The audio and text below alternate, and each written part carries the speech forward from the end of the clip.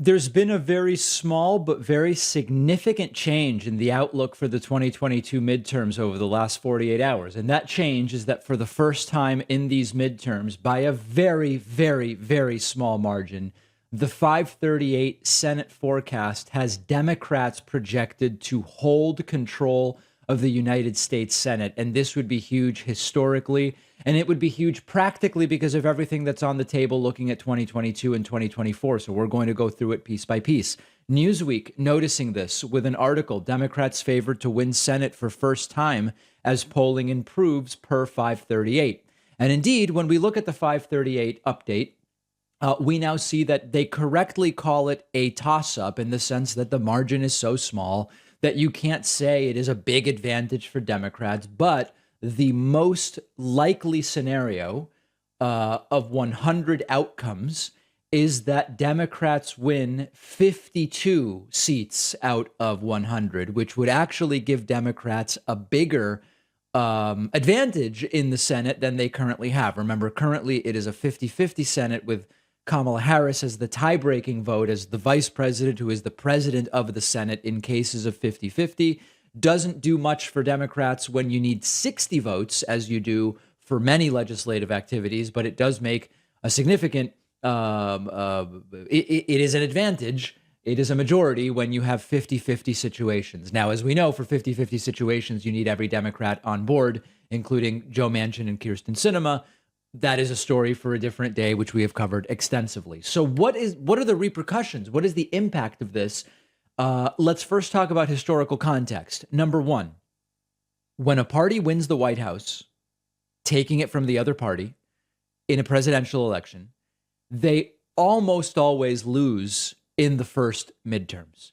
So looking at a historical precedent, Joe Biden, Democrats took the White House from Trump and Republicans in 2020.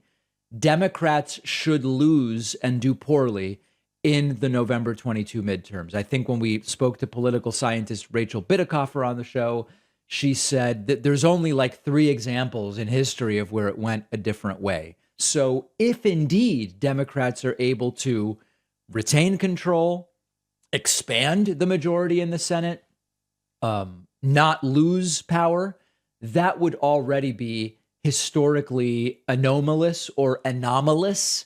And it would signify that something different is taking place. Now, what might that something be? There's 2 analyses that are possible. One would be if Democrats don't do terribly in November, it will be because of the temporary Trumpist constituency that only cared about Trump, and now they've bailed and things have gone sort of back to, quote, normal. That would be one possible analysis. The other possible analysis would be that is not the explanation. The explanation would be Democrats would have lost were it not for Roe v. Wade being overturned, very unpopular with Americans, and nothing being done on gun safety despite prominent mass shooting after prominent mass shooting. 2 issues, abortion and guns, that are not typically good issues for Democrats in elections. This time around, polling suggests might actually be good issues. Now, all of this is hypothetical. All of this is if Democrats manage to retain control in one or both houses. And as you can see, the margin is very, very, very small.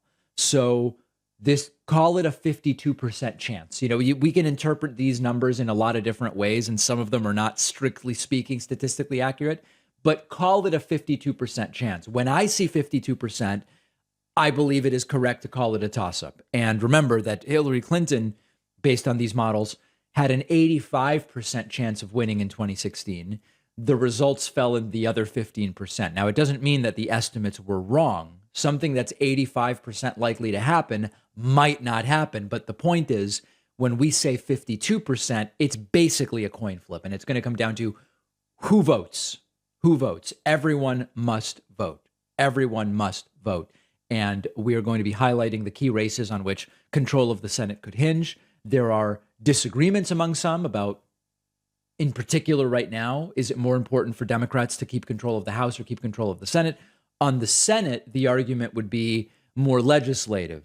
In the House, the argument would be more about preventing all of these bogus investigations into Joe Biden, into Anthony Fauci, maybe even into Hunter Biden, why the House would investigate Hunter Biden, who has nothing to do with the administration. I still couldn't tell you. But there are differing opinions about which side of Congress would be more important to control. I believe it is both. And no race should be conceded. No race should be ignored. But we should also be strategic, particularly in the Senate, because it's likely to hinge on just a handful of races. So if you want to say this is good news, you absolutely can. Democrats should be losing. If you want to say it's bad news, you could also make that case. And the bad news would be, despite all of the abandonment of the Republican Party, of any substantive policy, despite the fact that they're not even pretending to try to think about being productive members of a legislative body, they still might take control of the Senate. And so you can find the good or the bad in this. As with most cases, there's a little bit of both.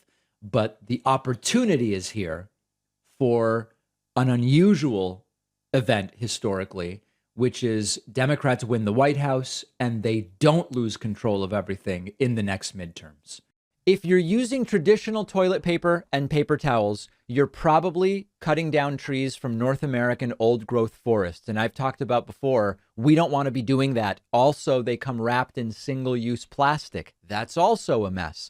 And the solution is Real Paper. This is a sponsor I feel great about. Real Paper makes paper towels and toilet paper from fast-growing bamboo, not from virgin tree fibers from forests. Using bamboo prevents soil erosion, it prevents habitat loss, and importantly, it's a major impact on carbon. Real Paper also uses no plastic packaging. So we often talk about what can we do? Corporations need to do many things, but what can we do to help the environment? This is an easy thing, and I made the switch to Real Paper at home. I can't tell the difference. Everybody buys toilet paper. Everybody buys paper towels. This is one you can actually feel good about. And you can use the code PACMAN for 30% off your first shipment when you sign up for a subscription at realpaper.com/PACMAN. The link is down below.